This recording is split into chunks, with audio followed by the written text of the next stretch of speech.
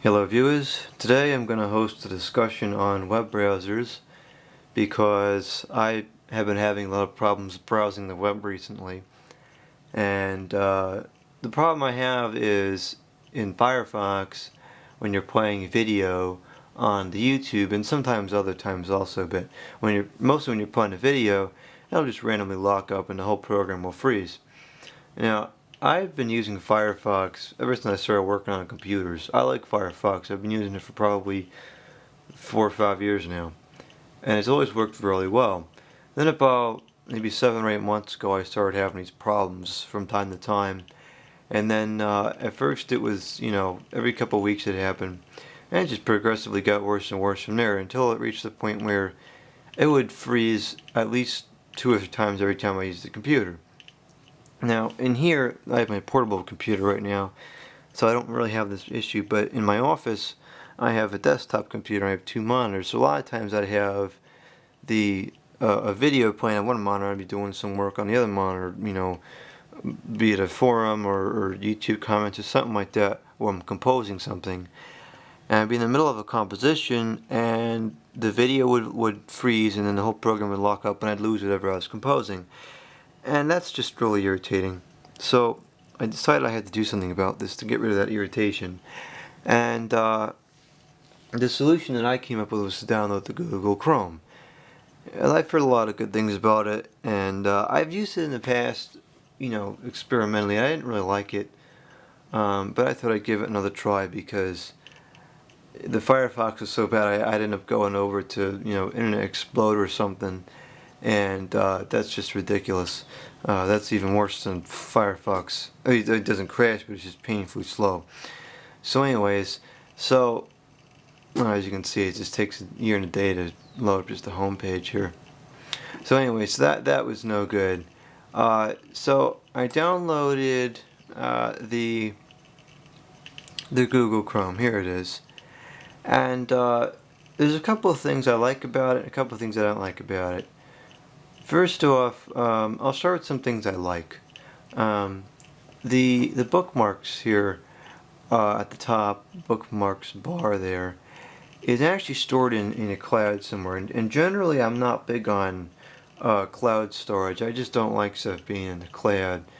So I was hesitant to do that at first, but I did it because, if people hack into cloud and see my bookmarks, that's whatever. So I got the bookmarks in the cloud. So what happens is when you sign into Google Chrome with your Google account, it'll download those bookmarks and put them in there, which is actually really nice because I have several computers, and like this one here has 3 operating systems on it. So does the one in my office.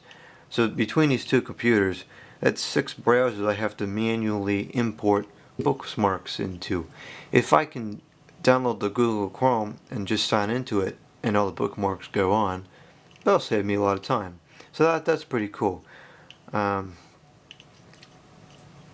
That's really the only thing that I like about it better than Firefox, other than the fact that it actually works. Obviously that I like fared better too. RAM usage seems to be a little bit more acceptable than Firefox. I know a lot of times Firefox just goes nuts. Like I have Firefox open, it's just on the home page here, and it's already taking up 221,000 kilobytes. The Google Chrome is actually taking up a little bit more than that right now, but if I start browsing on the Google Chrome, it doesn't go up too much further than that. Firefox, I've seen it go up to like almost 400 or 500 megabytes of RAM, and that's just crazy. It's too much RAM usage, especially in older machines I have it only running off 512 megabytes. It's a problem.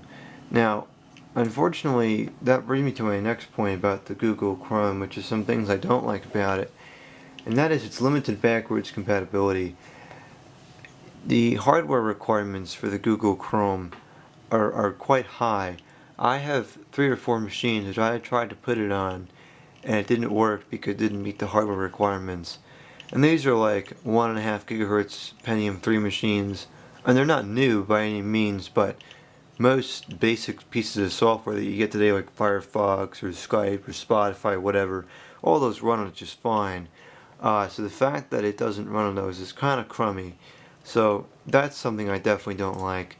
The other thing I don't like about this web browser is that it's very modernized. And it's got things like its own special Windows or its own special skin here, and then what really irritates me is the way you access the settings and everything.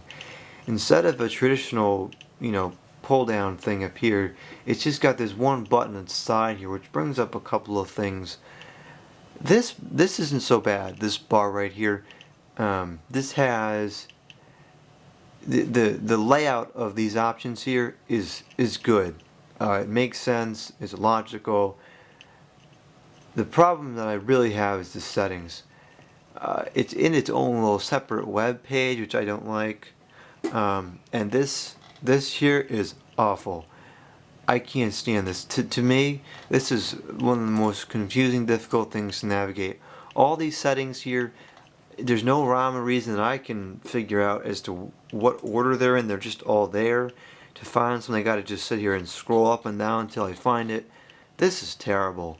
Awful settings design. It's awful. In the Firefox, as you can see, it's got a traditional Windows looking skin. It's nothing, fancy, which I'd rather it be a basic Windows skin like this. We have a menu bar up at the top here. We can pull down certain things, which to me I'd rather have all these different options filed under different menus. And then we have the settings thing, which again has categories with everything under it, and to me that's just much easier to navigate rather than trying to deal with a settings app like this. Now, it's not a whole lot more to say on these, to be honest with you. I'm using the Google Chrome just because it works. If you want something that doesn't crash, it loads. I don't think it's any faster than Firefox. I haven't really noticed a difference in performance. Really, the only reason why I'm using the Google Chrome is because it actually works. On some of my older machines, I'm still using Firefox because, like I said, the Google Chrome is not compatible with it. But for my machines that the Google Chrome is compatible, that's what I'm using now because it just works. I don't like its functionality as much as Firefox, but it works. It's been reliable, so I'm using it. Another thing I want to mention here in the video is that the problem is not on Windows XP only. It's on Windows 7, Windows Vista. It's actually really bizarre on the Mac.